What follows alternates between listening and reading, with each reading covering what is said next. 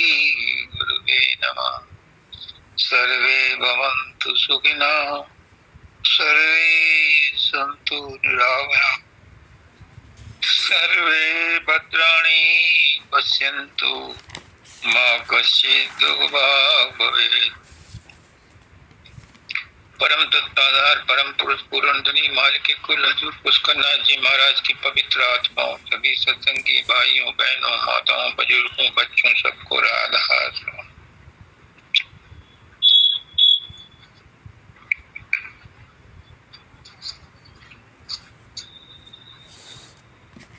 संत मत में तीन बातें हैं: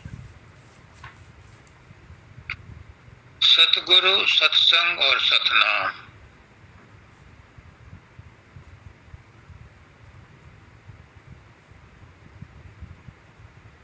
जब सतगुरु मिल जाता है, ये बड़े भाग्य से मिलता है। पुष्करनाथ जी कहते हैं कि सतगुरु भाग्य से मिलता है, क्योंकि हर एक का सतगुरु पहले से तय है।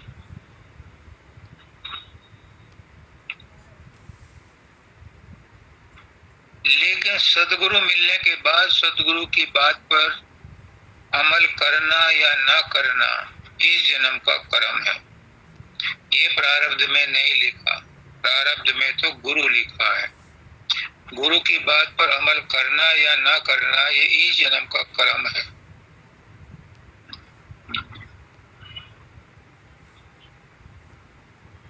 हर आदमी आजकल गुरु को भी स्टेटस सिंबल समझ करके, मानव दयाल जी कहते हैं कि जैसे कोई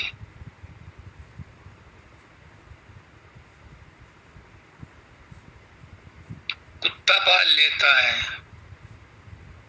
बढ़िया बढ़िया कार्य रखता है, ऐसे स्टेटस सिंबल के लोग बागों ने हमने गुरु किया हुआ है। पुष्करनाथ जी कहते हैं कि उनकी कॉलोनी के पास एक गांव है, उसमें शिव जी का एक मंदिर है। उसमें मंदिर में मूर्ति भी है, लेकिन उस मंदिर में कोई मत्था टेकने नहीं जाता। सब बड़े बड़े मंदिरों में जाते हैं मत्था टेकने, कि वहां के जो बड़े मंदिर के जो शिव जी हैं उनमें ज्यादा ताकत है। छोटे मंदिर में कोई मत्था टेकने नहीं जाता। ऐसे ही बड़े बड़े जो गुरु हैं उनके बहुत बहुत सत्संगी हैं।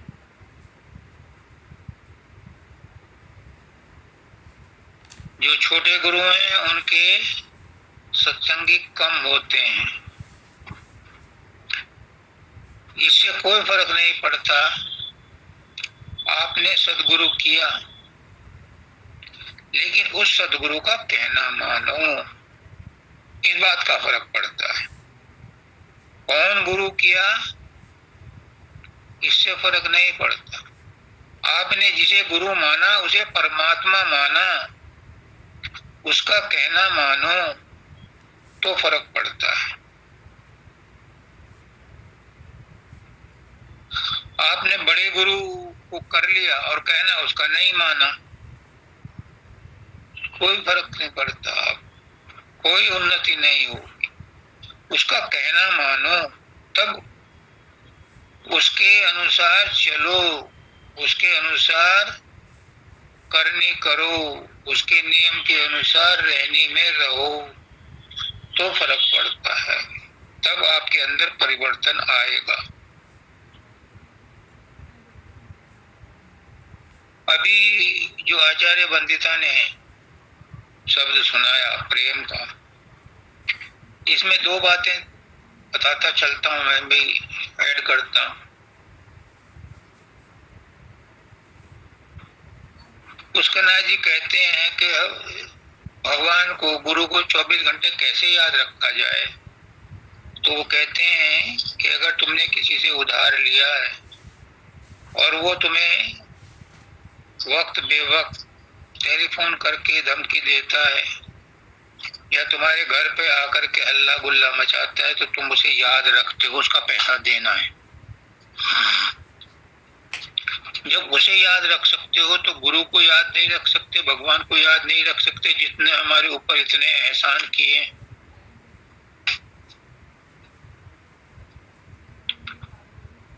गुरु मिल गया हमें तो गुरु ने सत्संग दिया।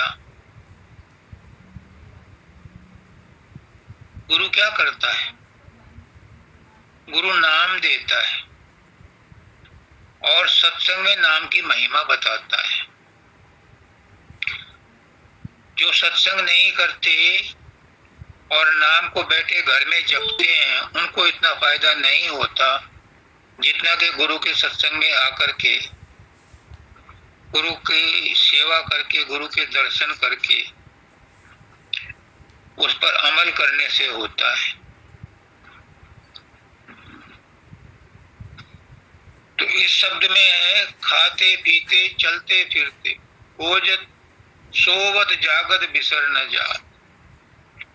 जब गुरु के साथ ऐसी लगन लग जाती है कि खाते पीते चलते फिरते सोते जागते गुरु हर समय याद रहता है। कैसे? हमारे एक प्रिय सत्संगी हैं पंकज बंसल, वो काफी बीमार चलते रहते हैं। तो उनको हर समय कोई ना कोई बीमारी रहती है, कभी पैर में, कभी आंख में, कभी पेट में। उनसे पूछो कि वो उस समय गुरु को और परमात्मा को हर समय याद करते रहते हैं। चाहे भले ही बीमारी की वजह से याद करते हैं, लेकिन करते हैं। ऐसे ही हम स्वस्थ रहते हुए भी याद कर सकते हैं। इसमें बताया गया खटकत रहे बाल ज्यों हेरे, जिसके भाला लग जाता है, कोई हथियार से चोट लग जाती है, गोली लग जाती है, तो उसके दिल में दर्द रहता है। पंकज के अंदर भी, पैर में भी दर्द रहता है। तो हर वक्त उसको परमात्मा याद आता है, गुरु याद आता है।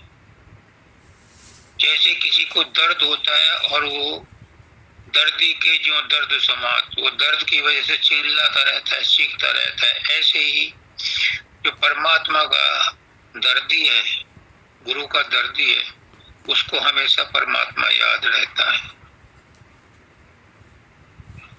ऐसी लगन गुरु संग जाकी, जिसकी ऐसी लगन है गुरु के साथ। मैं भी पंकज को कहता हूं कि ये तेरे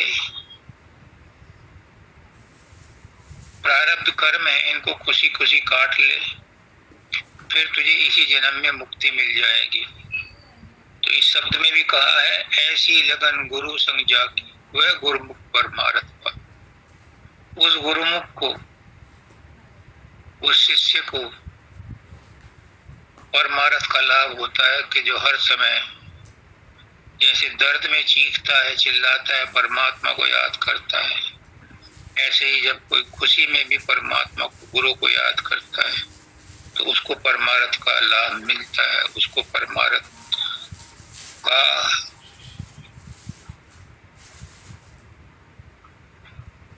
याचक जानो कि वो परमारथ का याची है, उसे परमारथ चाहिए। बाबा फकीर कहते हैं कि जिसमें ऊपर जाने की, परमात्मा से मिलने की तड़फ नहीं है, उसने चाहे कितना ही सुमरन ध्यान किया है, कितने ही समाधि लगाए, कितने ही दान व्रत तीर्थ करे हैं, उसको वो लाभ नहीं मिल सकता जितना उस बेचैन तड़प रखने वाले को मिलता है, जिसकी हमेशा यही रहती है, मुझे परमात्मा से मिलना, मुझे गुरु से मिलना। तो इसलिए उसकी जबरदस्त तड़प तुम्हें वहां तक ले जाएगी। अगर तड़प नहीं है, शौक और खौफ नहीं है, हमारे गांव में कहते हैं कि जो काम शौक से नहीं होता वो खौफ से हो जाता है, और जो खौफ से नहीं होता वो शौक से हो जाता है। यानी शौक से भी काम हो जाते हैं और खौफ से भी काम होते हैं। खौफ क्या है?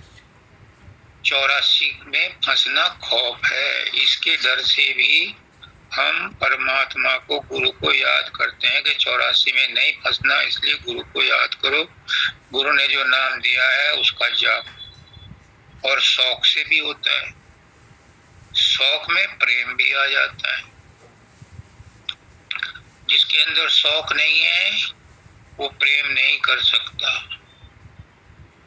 जिसके अंदर प्रेम नहीं है वो भक्ति भी नहीं कर सकता, जिसके अंदर प्रेम नहीं है वो संसार में भी सफल नहीं होगा और परमार्थ में भी सफल नहीं होगा। जो मनमुख हैं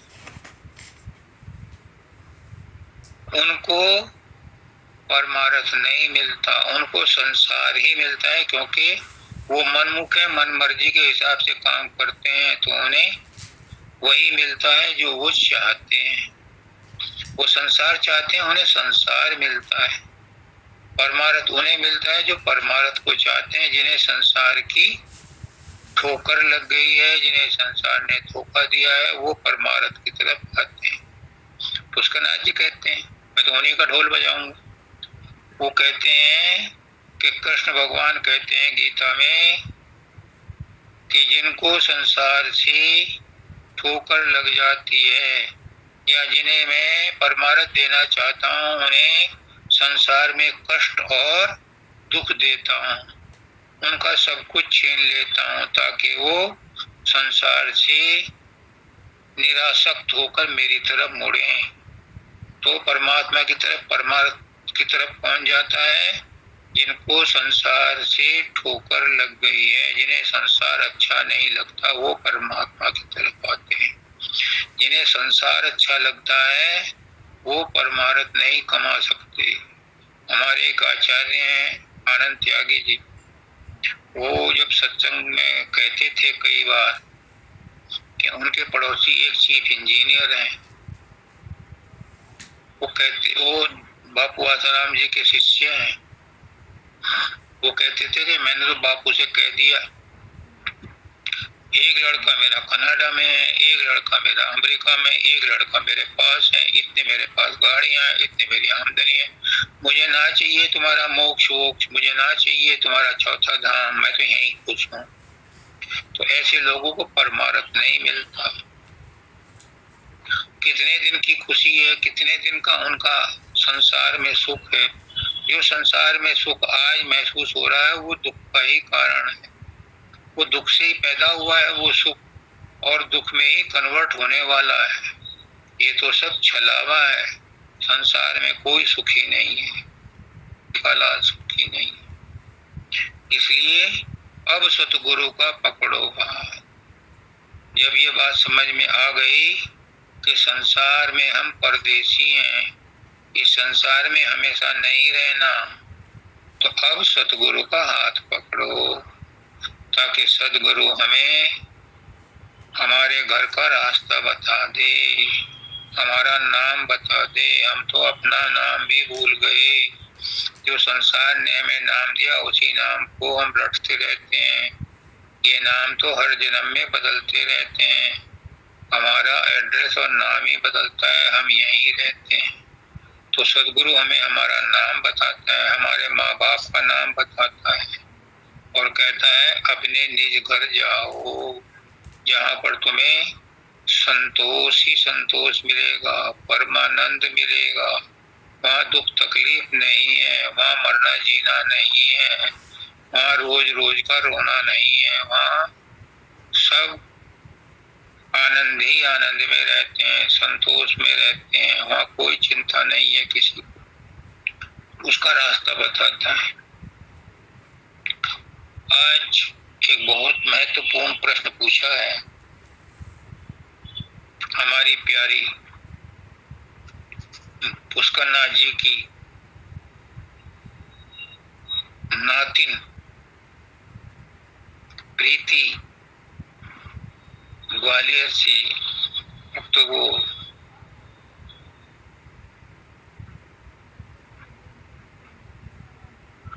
वहां पर रहती है, अपने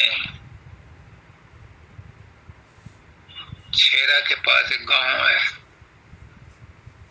वहां पर रहती है अपने पति के साथ। उसके पति डॉक्टर हैं। उसने एक प्रश्न पूछा है, क्या राम का नाम चलते फिरते भी लिया जा सकता है? उसने एक फोटो भेजी है, उस पर लिखा है, तुलसी मेरे राम को रीज भजो या खींच, भूमि पड़ा जामे सभी उल्टा सीधा भी। तुलसीदास जी कहते हैं कि राम को चाहे प्रेम से भजो, चाहे योगासन में बैठ करके भजो, चाहे चलते फिरते भजो, वो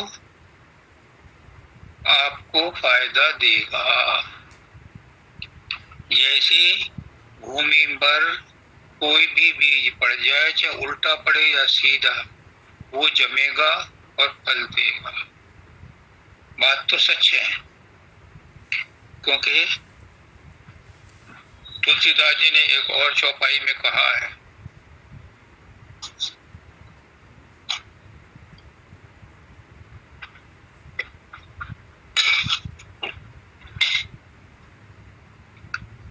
भाव कुभाव अनक आलसहूं, नाम जपत मंगल दिसिदसम। इसका भी वही भाव है। दोनों सभी तुलसीदास जी के हैं। नाम को चाहे भाव से भजो, प्रेम से भजो, कुभाव से भजो, बैर भाव से भजो। रावण ने बैर भाव से भजा था,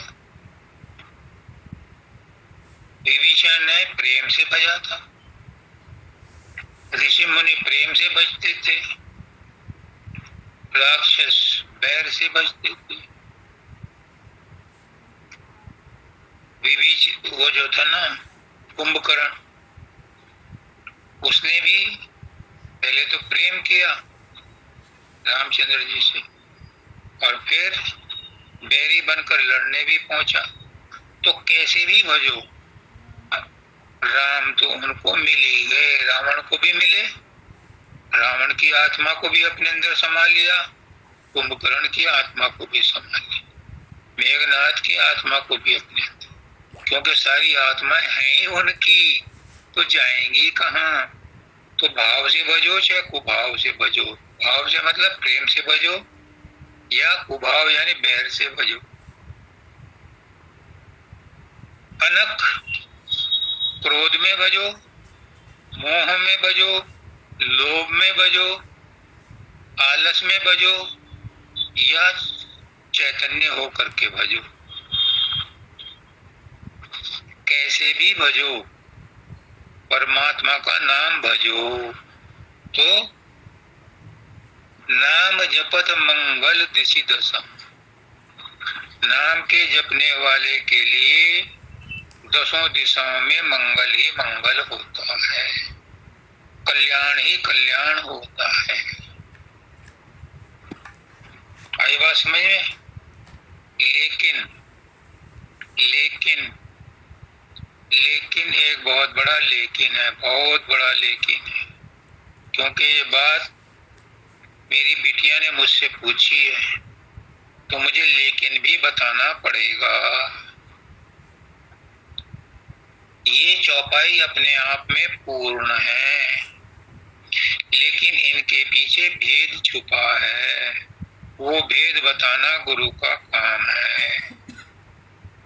अगर भेद नहीं पता चलता तो इन चौपाइयों को पढ़ने से, इन नाम को रटने से वो लाभ नहीं होगा जो होना चाहिए। आजकल कोई भी बुखार हो, शरीर में दर्द हो, मन टूटा फूटा हो, परेशानी हो, तो कहते हैं क्या है वो, पैरासीटामोल ले लो, या दूसरा क्या बताते हैं वो, डोलो। डोलो खा लो। ठीक है, ऐसे ही चलते फिरते गुस्से में, नाराजगी में, काम में, क्रोध में, लोभ में, मोह में नाम को जपो तो मंगल दिशि दशाओं, चारों तरफ मंगल होगा। होगा, निसंदेह होगा, डोलो का फायदा होगा। लेकिन अगर डॉक्टर सारे सिम्टम देख करके दवा देता है तो उसका विशेष फायदा होता है। तो वो लेकिन क्या है, लेकिन भी समझना जरूरी है। क्या? संसार में 4 प्रकार के भक्त होते हैं। पुष्करनाथ जी भी कहते थे, मानव दयाल जी से भी के मुंह से सुना मैंने, शब्दानंद जी के मुंह से सुना। मानव दयाल जी के तो बहुत सत्संगों में आया है कि 4 प्रकार के भक्त होते हैं।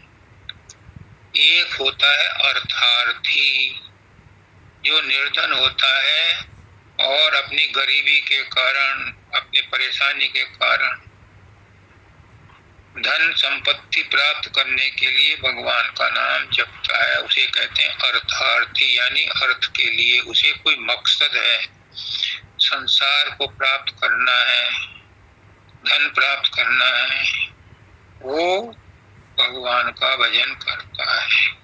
नंबर 1 याद रखना, अर्थार्थी, अर्थ को चाहने वाला, मतलबी, इसका कोई मतलब है और मतलब है संसार को प्राप्त करना। 2 नंबर पर आते हैं आर्त, कमजोर, दुखी, असहाय। वो भी परमात्मा को जपता है अपने संकट के निवारण के लिए। जब उसका कोई संकट आता है तो वो परमात्मा को जपता है, परमात्मा का नाम लेता है, गुरु का नाम लेता है, तो उसको कहते हैं आर्त।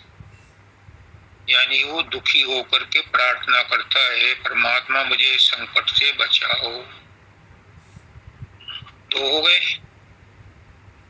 तीसरा होता है जिज्ञासु, जिसमें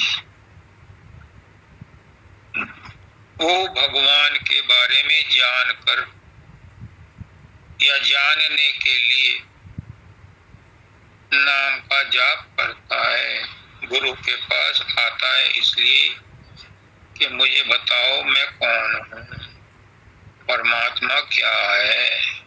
वो जिज्ञासु है, वो जिज्ञासा शांत करने के लिए आता है, ये भी परमात्मा का नाम जपता है।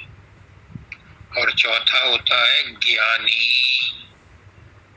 यानी परमात्मा को, गुरु को यथार्थ रूप से, तत्व रूप से समझकर उसमें लय हो जाने के लिए नाम का जाप करता है।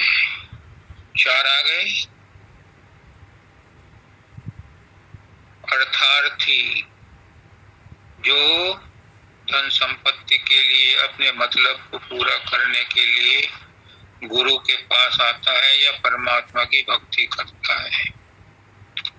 दूसरा है आर्त, जो संकट में फंसा हुआ है, अपने संकट को दूर करने के लिए, मुसीबत से दूर होने के लिए या परेशानी को दूर करने के लिए परमात्मा की शरण में आता है। तीसरा होता है जिज्ञासु, जिसके अंदर कचोट है, जिसके अंदर जिज्ञासा है, जिसके अंदर खोज है कि परमात्मा क्या है, मैं उसे खोजूं। और चौथा होता है ज्ञानी, मतलब उस परमात्मा को तत्व से जानना, उस परमात्मा को अंतरात्मा से जानना और जानने के बाद उसमें लय हो जाने की इच्छा से वो परमात्मा का या गुरु का नाम जपता है। ये चार तरह के आदमी होते हैं। अब तुलसीदास जी कहते हैं कि ये चारों ही महान है, पुण्य आत्मा है, क्योंकि परमात्मा का नाम तो जपा ही है। लेकिन जब मुझसे पूछोगे तो मैं कहूंगा, मैं नहीं कह रहा, मेरा गुरु कह रहा है। मेरा गुरु कह रहा है कि अगर तुम गुरु से पूछोगे ये भेद, तो गुरु कहेगा जाकी रही भावना जैसी, प्रभु मुहूर्त देखी तिन तैसी। जो जिस भावना से गुरु को याद करता है, जो जिस मकसद से गुरु को याद करता है, परमात्मा को याद करता है, उसको उसी स्तर की उपलब्धि होती है। अगर कोई नाम तो चारों जप रहे हैं और चारों ही पुण्य आत्मा है, क्योंकि नाम जब भी जपा जाएगा ये कैसे ही बड़े बड़े पापी को भी पुण्यात्मा बना देता है। लेकिन मकसद क्या है, उसके पीछे उसका फर्क पड़ता है। मैं इसलिए खोल करके बता रहा हूँ, समझा करके बता रहा हूँ। मैं इसको संक्षेप में भी बता सकता हूँ, लेकिन मैं विस्तार से इसलिए बता रहा हूँ कि ये हर एक के काम की चीज है। इसमें भूल मत जाना, भूल में मत पड़ना। उम्र गुजर जाती है, मेरी 40 साल हो गए संत मत में लगे लगे, लेकिन बात समझ में नहीं आती थी। धीरे धीरे जैसे जैसे कर्म कटते गए, गुरुओं का विशेष प्रभाव पड़ता रहा, उनकी दया मेहर होती रही, मन शुद्ध होता गया। अब बात समझ में आई है, तो वही कीमिया, वही फॉर्मूला मैं आपको बताना चाहता हूँ जो गुरु ने मुझे बताया। गुरु का एहसान मेरे सिर पर है। गुरु कहता है कि जिस उद्देश्य से आप कोई काम करते हो उसका वैसा ही फल मिलता है। कोई पैसे के लिए काम करता है, पैसे मिलते हैं, रोटी खाता है, छुट्टी हो जाती है। एक जगह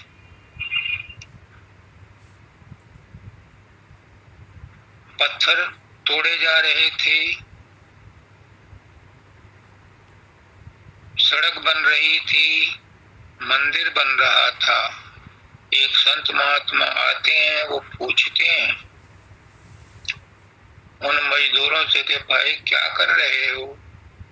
तो कहता है एक पहला मजदूर कि देखते नहीं पत्थर तोड़ रहा हूं, पेट पालना है इसलिए पत्थर तोड़ रहा हूं। वो थोड़ी दूर आगे गए, उससे पूछा भाई क्या कर रहे हो? उसने कहा हमारे गांव में मंदिर बन रहा है, सड़क बन रही है, उसके लिए पत्थर तोड़ रहा हूं। आगे गए, वहां पर शिल्पकार थे, वो भी पत्थर ही तोड़ रहे थे, शिल्पकारी कर रहे थे। उनसे पूछा, भाई क्या कर रहे हो? मैं भगवान की मूर्ति गढ़ रहा हूं। सारे मजदूर वही काम कर रहे थे, लेकिन तीनों के भाव अलग अलग थे। तुलसीदास जी ने तो कह दिया, भाव को भाव अनक आलस हूं। चाहे भाव से भजो, प्रेम से भजो, चाहे बैर से भजो, चाहे गुस्से में भजो, चाहे आलस में भजो, जैसे भी भजोगे, नाम जपत मंगल दिशि दशा। नाम के जपने से दसों दिशाओं में मंगल होगा। होगा, दसों दिशाओं में होगा। लेकिन आपको क्या मिला?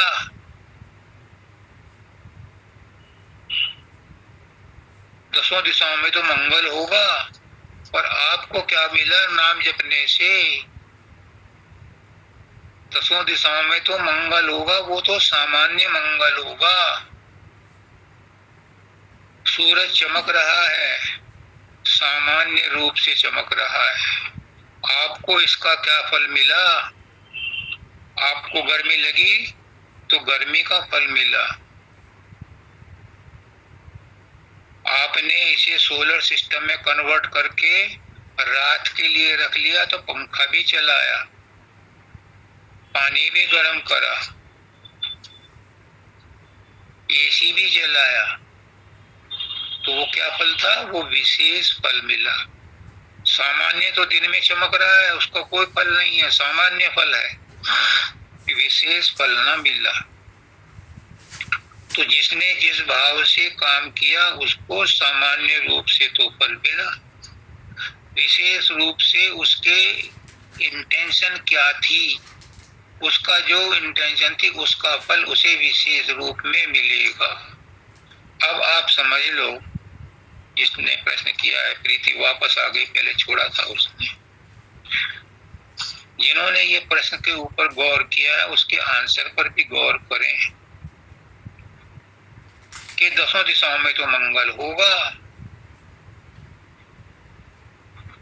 बीज जमीन में पड़ेगा, उल्टा पड़ेगा, सीधा जमेगा। लेकिन जो बीज किसान गहराई में खोद करके बोता है उसकी जड़ मजबूत होती है। जो ऊपर पड़ा है वो उगेगा तो, पर गहराई में नहीं जा पाएगा, उसके नष्ट होने की संभावना रहती है। इसलिए जो नाम हम जपते हैं, चलते फिरते अच्छा है, उससे एक वातावरण बन जाता है, उससे एक सामान्य संस्कार पड़ जाता है। पर जो प्रेम से नाम जपा जाता है, जिसमें अपने इष्ट के लिए समर्पण होकर के नाम जपा जाता है, उसका विशेष प्रभाव पड़ता है। दसों दिशाओं में मंगल तो होगा, लेकिन विशेष मंगल उसका होगा जो विशेष रीति से नाम को जपेगा। आई बात समझ में? अगर किसी को डाउट हो तो फिर पूछ ले। जिसको विशेष रूप से लाभ प्राप्त करना हो नाम जपने का, उसे गुरु के द्वारा बताए गए तरीके से नाम जपना चाहिए। ये किन लोगों के लिए कहा गया है? ये उन लोगों के लिए कहा गया है जिन्होंने गुरु के दर्शन नहीं किए। उनके लिए कहा गया है कि आप कैसे भी नाम जप लो।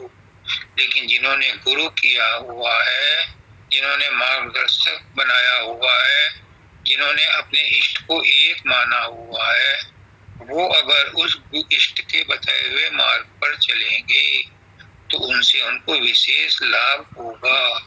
गुरु कहता है एक इष्ट को बनाओ, 4, 10, 20 मत बनाओ, एक इष्ट को बनाओ।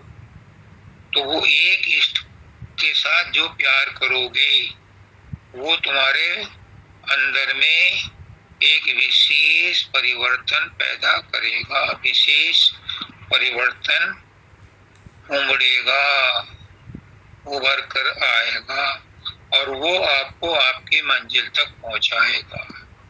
अगर विशेष नहीं किया तो नाम जपते रहो, संसार बन जाएगा, मुसीबतें भी हो सकता है दूर हो जाएं, हो सकता है कि तुम्हें सुख शांति के साधन मिल जाएं, लेकिन लेकिन लेकिन फिर बड़ा लेकिन है, परमार्थ का लाभ नहीं होगा। परमार्थ का लाभ तभी होगा जब आप गुरु के बताए हुए रास्ते पर चलोगे, उस ढंग से नाम का जाप करोगे, प्रेम के साथ गुरु के बताए हुए तरीके से चलोगे, तब वो काम पूरा होगा। दूसरी बात एक और है, जब नाम की बात चली है तो नाम के बारे में सुन लो, नाम क्या है। हमारे बाबा शब्दानंद जी महाराज कहते थे कि जपते रहो नाम, राधा स्वामी जपते रहो लाखों खरबों अरोड़ों बार, कुछ मिलने वाला नहीं है। ये सब वर्णात्मक नाम तक जो रह जाते हैं उनको लाभ नहीं मिलता। वो कहते हैं कि अगर नाम का जपना है तो अजपा जाप करो, उससे तुम्हारे अंदर में विल पावर बढ़ेगी। आपके अंदर तीसरे तिल पर जब ध्यान एकत्रित होगा तो वहां पर आपको कुछ शब्द सुनाई देंगे। फिर जैसे जैसे आप आगे उसमें कंसंट्रेशन बढ़ता जाएगा, सहजल कमल में जाओगे तो वहां पर विशेष प्रकार के आवाज और प्रकाश दिखाई देंगे। फिर त्रिकुटी में आकर के और गाढ़ा प्रकाश और शब्द सुनाई देगा। त्रिकुटी में ओंकार की धुन सुनाई देगी, ओम ओम सुनाई देगा, बादल की गर्जन सुनाई देगी, लाल रंग का प्रकाश दिखाई देगा, सहजल कमल में पीला प्रकाश आता है। वहां पर सैकड़ों तरह के, हजारों तरह के भिन्न भिन्न रूप रंग आते हैं। त्रिकुटी में तीन ही रह जाते हैं, ज्ञाता, ज्ञान और ज्ञातव्य। जब उससे ऊपर चढ़ते हैं तो शून्य में दो ही रह जाते हैं, क्योंकि शून्य में, त्रिकुटी में मन निर्मल हो जाता है, शांत हो जाता है, तो आत्मा उसके चंगुल से छूटकर ऊपर जाती है शून्य में। शून्य में दो रह जाते हैं, द्वैत होता है। महाशून्य में बहुत अंधेरा होता है, लेकिन फिर गुरु वहां से निकाल करके भंवर गुफा में ले जाता है। भंवर गुफा में सोहम बंसी बजती है, मैं वही हूँ, मैं वही हूँ। वहां से निकाल के गुरु उसको सतलोक में चौथी अवस्था में ले जाता है। वहां सफेद प्रकाश नजर आता है और बीन की वाणी सुनाई देती है। तो जो इस तरीके से, इस तरह से गुरु के कहने में चलेगा, उसको विशेष लाभ मिलेगा। वरना तो जपते रहो नाम। बाबा शब्दानंद जी कह गए कुछ नहीं मिलेगा नाम जपने से। नाम उन्होंने बताया, नाम क्या है। नाम की लोगों को पहचान नहीं है। बाबा फकीर बाबा कहते हैं नाम हमारी एक अवस्था है, चौथी अवस्था, सतलोक की अवस्था। वहां जाकर के जो हमारी अवस्था होती है उसको नाम की अवस्था कहते हैं। नाम जपने से नाम की अवस्था नहीं मिलती। ये तो एडमिशन है स्कूल में, प्राइमरी केजी में, नाम तो बावलो छीनना पड़ता है। वो कौन सा छीनना है? वो सतलोक में पहुंचने की विधि जानना ही नाम को छीनना है, जो मेरा गुरु मुझसे कहलवा रहा है। इसलिए अब वक्त हमारे पास कम है, बहुत गई थोड़ी बची, पल पल रही रिहाय, और एक घड़ी के कारणे ना कलंक लग जाए। अब गलती मत करना, बहुत थोड़ा समय रह गया है, बहुत बीत गई। इसी जिंदगी में सुनहरा अवसर है, गुरु के बताए हुए मार्ग पर चलो और इसी जन्म में अपना काम बना लो, वरना 84 लाख योनियों में पता नहीं कहां कहां फिर धक्के खाने पड़ेंगे। तो नाम के बारे में संत तुलसीदास जी क्या कहते हैं, सुनो। समुझत सरिस नाम और नामी, प्रीति परस्पर प्रभु अनुगामी। नाम और नामी एक ही हैं, शब्द और धुन एक ही है, राधा और स्वामी एक ही है, गुरु और चेला एक ही है, इन दोनों में कोई अंतर नहीं है। नाम और नामी एक ही हैं, लेकिन नाम से बड़ा राम का नाम, राम से बड़ा राम का नाम। जिस समुद्र को लांग सके नहीं बिना सेतु के राम, कूद गए हनुमान उसी को लेके राम का नाम। राम से बड़ा राम का नाम है, नाम से बड़ा नामी से बड़ा नाम है। नामी तो नाम के पीछे पीछे चलता है, नाम बड़ा है और नामी छोटा हो जाता है। नाम में वो ताकत है, वो कौन सा नाम? वही चौथी अवस्था का नाम है। कहते हैं समुझत सरिस नाम और नामी। नाम और नामी को समझना, समझो, ये दोनों एक दूसरे के पूरक हैं, लेकिन इनमें बहुत परस्पर प्रीति है। कैसे? जैसे सेवक स्वामी के पीछे चलता है, वैसे ही नामी भी नाम के पीछे चलता है। नाम को पुकारो, नामी तुरंत आ जाता है। इसी तरह से गुरु को पुकारो, गुरु का नाम लो तो गुरु फौरन प्रकट हो जाता है।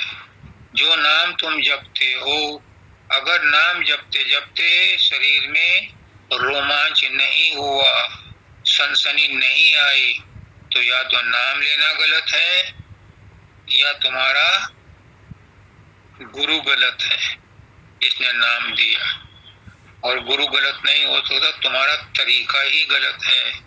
हम अपने ढंग से उसमें चेंजेज कर लेते हैं, ऐसे नहीं ऐसे बैठ जाओ, ऐसे नहीं ऐसे बैठ जाओ, इतनी देर नहीं इतनी देर कर लो। ये जो हम अपने आप एडजस्टमेंट कर लेते हैं, इसी में उसका प्रभाव कम हो जाता है।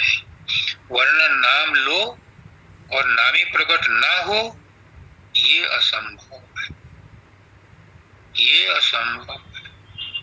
नाम लेते ही नामी प्रकट हो जाता है, ये उसकी खासियत है। नाम बड़ा है, नामी छोटा हो जाता है।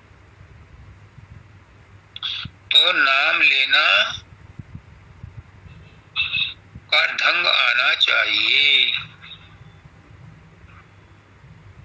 आगे कहते हैं नाम रूप दोई ईश उपाधि। नाम और रूप, इन दोनों से ही संसार की रचना हुई है, और ये दोनों नाम और रूप ईश्वर की या गुरु की उपाधि हैं। जिस नाम को आप जप रहे हो वो गुरु का ही नाम है, और गुरु का नाम गुरु ही है। गुरु का रूप जो तुम देख रहे हो वो भी इम्पोर्टेंट है, क्योंकि उसी रूप से नामी मिलेगा। तो गुरु का रूप भी मजाक नहीं है। अगर ये रूप बन गया तो अंदर वाला भी प्रकट होगा। अगर बाहर वाले गुरु का रूप नहीं बना तो तुम अंदर में नहीं जा सकते। इसलिए नाम और रूप दोनों ईश की उपाधि हैं। ईश कहते हैं इष्ट को। तो नाम और रूप दोनों इम्पोर्टेंट हैं। कौन छोटा है कौन बड़ा है ये कहना कठिन है, लेकिन फिर भी नाम के बस में नामी हो जाता है। इसलिए नाम बड़ा है और नामी छोटा हो जाता है। रूप और नाम में ईश उपाधि हैं। अकथ अनादि सुसा मुदिसादि, ये अकथ हैं। नाम और रूप दोनों अकथ हैं। इनके बारे में वर्णन नहीं किया जा सकता। इतनी रामायण लिख दी। बालकांड और उत्तरकांड दोनों में तुलसीदास जी ने जितना ज्ञान भर सकते थे ठोक ठोक के भर दिया। लेकिन फिर कहते हैं कि ये अकथ है, कहा नहीं जा सकता। मैंने तो छोटी बुद्धि के हिसाब से उनको मुंह चिढ़ाया है। अनादि है ये नाम और रूप दोनों, आज के नहीं, अनादि हैं, अनंत हैं। नाम और रूप दोनों उसी की डिग्रियां हैं। और बुद्धि से, कौन सी बुद्धि से? गुरु की बुद्धि से कुछ कुछ समझ में आता है। जब तू अपना रूप दिखावे समझ में तब कुछ कुछ आवे। निराधार आधार जगत का मरम न कोई लग पावे। जब तू अपना रूप दिखावे समझ में तब कुछ कुछ आवे। जब उसका रूप उसकी मौज से, उसकी दया मेहर से, उसकी ही मर्जी से वो खुद दिखाता है, तब उसकी समझ कुछ कुछ आती है। सब कुछ उसके बारे में कोई नहीं जान सकता, क्योंकि वो अकथ है, अगाध है, अनादि है, अनंत है। उसके बारे में संपूर्ण रूप से कोई नहीं बता सकता। जो वो चाहता है, जेहि जाने तेहि देहि जनाई, तुम्हें जाना तुम्हें हो जाए। फिर वो उनको जान करके वैसा ही हो जाता है। फिर उसके भी होठ बंद हो जाते हैं, वो भी होठ सिल जाते हैं। सिलते नहीं है, वो कहने के काबिल ही नहीं बचता। क्या कहेगा? बाबा फकीर कहते हैं,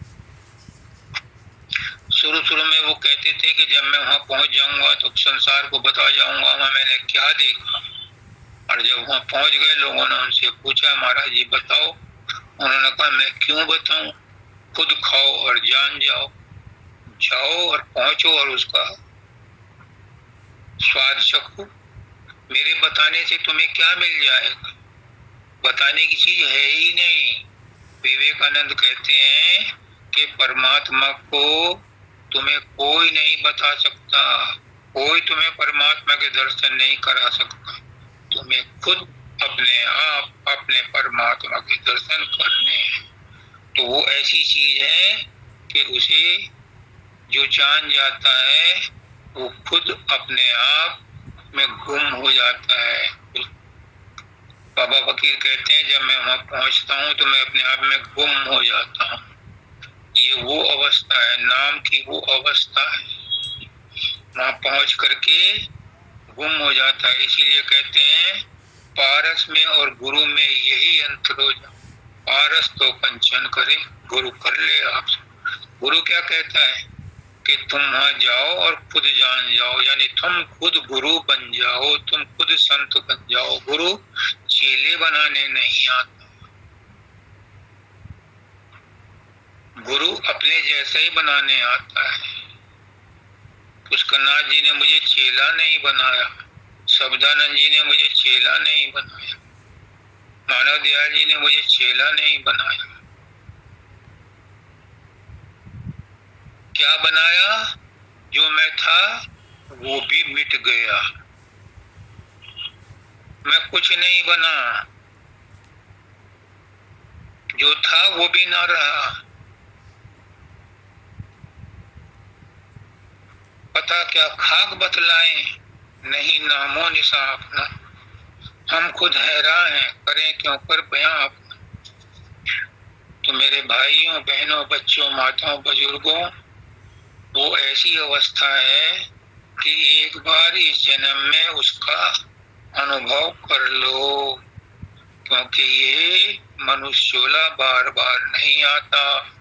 इस मनुष्य चोले में तुम्हें सतगुरु मिला, सत्संग मिला, सतनाम मिला, अब और क्या चाहिए? अब तुम्हें अनुभव चाहिए, तो अनुभव तो तुम्हें स्वयं ही करना पड़ेगा। आज का समय हो गया है, अगर किसी को कोई प्रश्न हो तो पूछ ले इसके बारे में, वरना तो मैं सबको कहता हूँ राधा स्वामी।